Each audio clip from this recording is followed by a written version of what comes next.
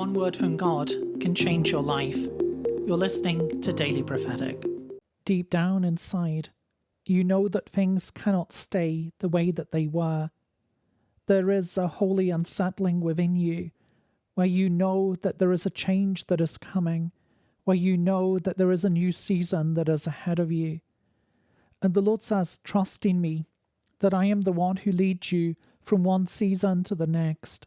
I am the one who is stirring up within you my dreams and my desires.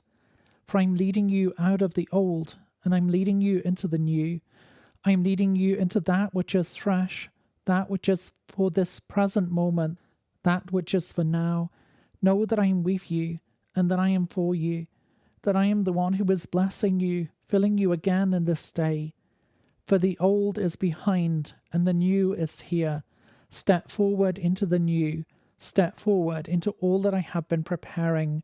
For I am the Lord who leads you from one season to the next. To receive a personal word, click on the link in the top left of the screen or visit requestword.com.